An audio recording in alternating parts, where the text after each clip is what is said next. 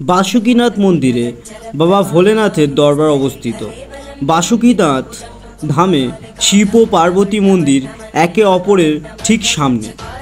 উভয় মন্দিরের দরজা খোলার সময় ভক্তদের সন্ধ্যায় গেটের সামনে দাঁড়ানো এড়াতে পরামর্শ দেওয়া হয়, কারণ মনে করা হয় যে এই সময়ে ভগবান শিব এবং মাতা পার্বতী মিলিত হন। সবচেয়ে প্রাচীন মন্দিরগুলির মধ্যে একটি হল বাসুকীনাথ। একই কমপ্লেক্সের মধ্যে বিভিন্ন দেবদেবীকে উৎসর্গকৃত অসংখ্য অতিরিক্ত ছোট ছোট মন্দির রয়েছে। এই মন্দিরগুলি প্রায় 150 বছর পুরনো। এই মন্দিরটি 1596 সালে বাসাকি তাতমে নামে এক আদিবাসী দ্বারা নির্মিত হয়েছিল।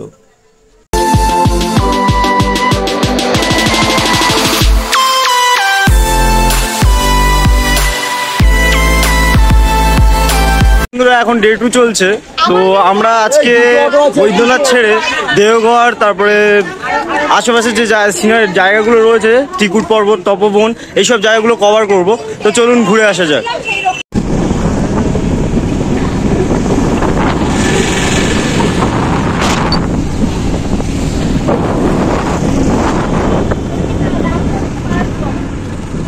তো বন্ধুরা, 1.5 ঘন্টা অটোতে জার্নি করার পর আমরা এখন পৌঁছে গেছি বাসুকীনাথ মন্দিরে।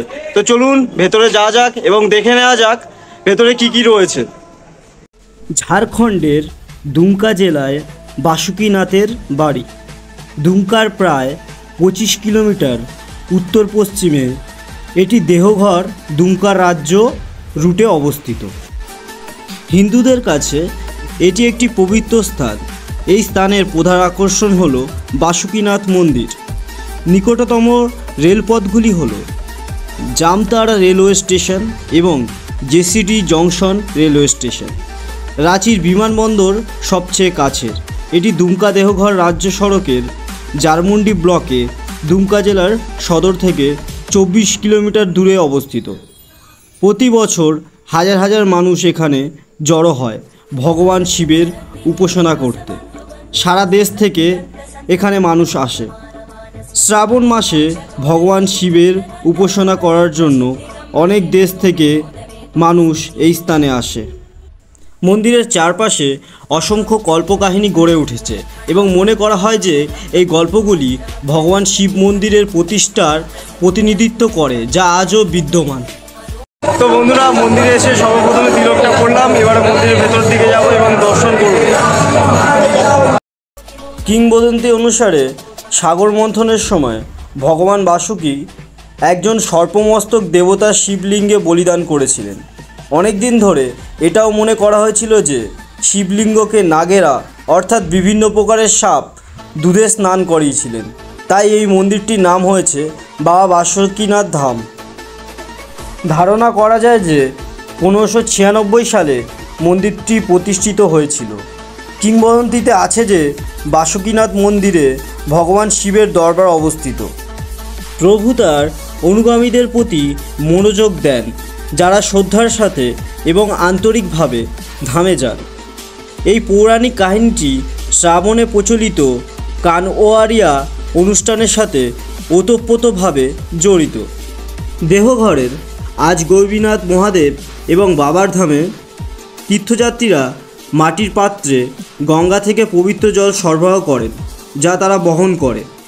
তারপরে তাদের অবশ্যই শিবলিঙ্গে একটি অভিষেক করতে বাবা বাসুকীনাথ ধামে যেতে হবে।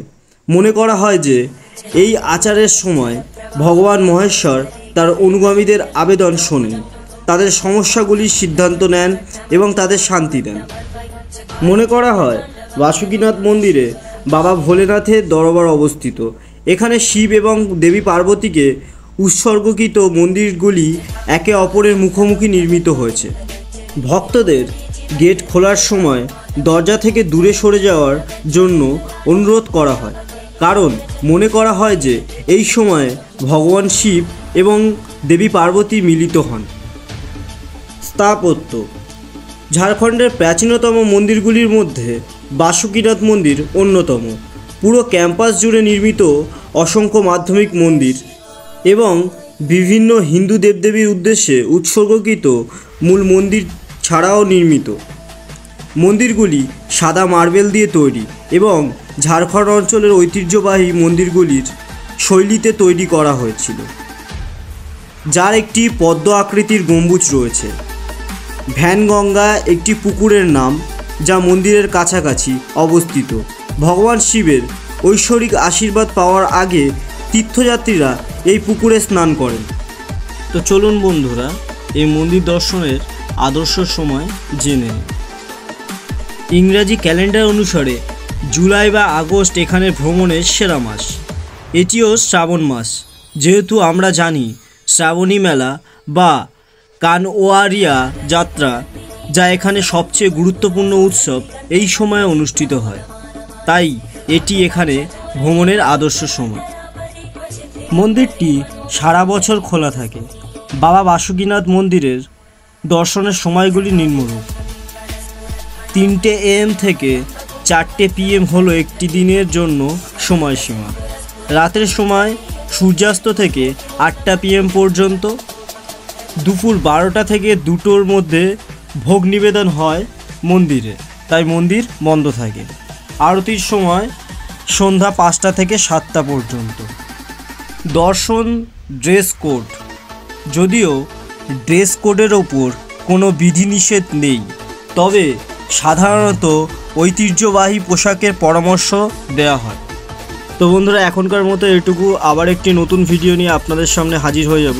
তো এখনকার মতো টাটা।